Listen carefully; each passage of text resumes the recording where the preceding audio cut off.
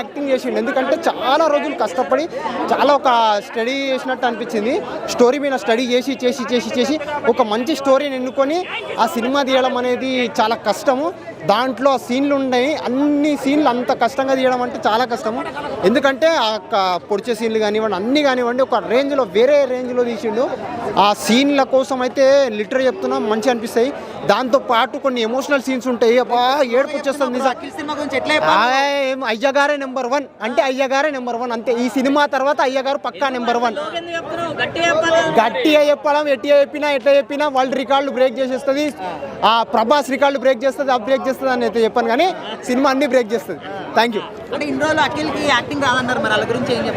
రిపుగ్గల అంతే, యాక్టింగ్ రాదు అది రాదు కాదు.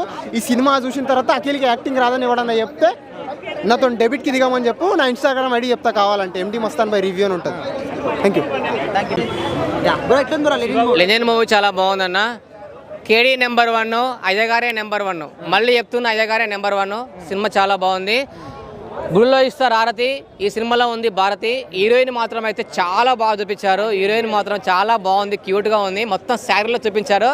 నిజంగా ఆ అందాలు చూస్తుంటే నిజంగా మైండ్ బ్లోయింగ్.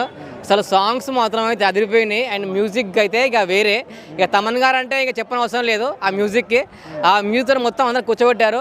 ఫస్ట్ హాఫ్ కొంచెం అనిపించింది, సెకండ్ హాఫ్లో మాత్రం ట్విస్టులు మాత్రం అయితే వేరే ఉన్నాయి. సాంగ్స్ కానీ, మ్యూజిక్ కానీ, ట్విస్టులు కానీ అయితే అదిరిపోయినాయి. అఖిల్ యాక్టింగ్ అయితే అదిరిపోయింది. ఖచ్చితంగా విశ్వరూపం చూపించారు యాక్టింగ్లో. నిజంగా స్లాంగ్, ఆ మాటల విధానం అయితే డిఫరెన్స్ అనిపించింది. నిజంగా ఒక పెద్ద సినిమా టైప్ అనిపించింది ఆ స్లాంగ్. నిజంగా వేరే లెవెల్. ఇంకా అఖిల్ గారు ఖచ్చితంగా మీరు కంబ్యాక్ కొట్టారు. నాగార్జున గారు మీ ఇంట్లో 2 కింగులు సార్, ఒకరు మీరు, ఒకరు మీ అబ్బాయి అఖిల్, 2 కింగులు వచ్చారు. వేరే లెవెల్ యాక్టింగ్, సూపర్, కంగ్రాచులేషన్స్. ఈ సినిమా ఇట్టు కొట్టారు. అక్కినేని ఫ్యామిలీతో మళ్ళీ ఇంకో కంబ్యాక్ ఇవ్వాలి. ఇది కాకుండా అంత బాగాలేదు, కానీ సాంగ్స్ బాగున్నాయి. తమన్ మ్యూజిక్ చాలా బాగుంది. అసలు బండోడే నిరూపించుకున్నాడు. అసలు చాలా బాగుంది. అఖిల్ ఇప్పటిదాకా చేసిన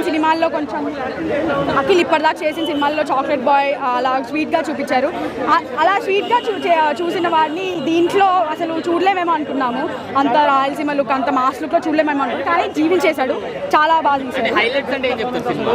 హైలైట్స్ అనేది అంటే ట్విస్టులు చాలా ఎక్కువ ఇచ్చాడు. చాలా మంచి ట్విస్టులు ఇచ్చాడు. అంటే మేము ఎక్కడైతే సినిమా అలా కూర్చొని ఓకే ఇక్కడ అసలు కొంచెం కామ్గా వెళ్తుంది సినిమా అనుకుంటామో, అక్కడ సడన్గా ట్విస్ట్ చేస్తాడు. మేము అసలు ఎక్స్పెక్ట్ చేయని ట్విస్టులు అన్నీ.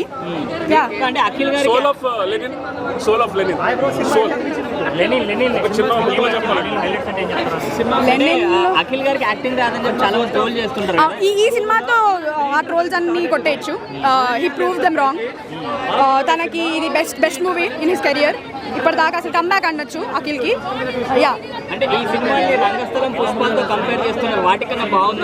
వాటికంటే బాగుందని అనను, కానీ ఆ లెవెల్లో ఉంది.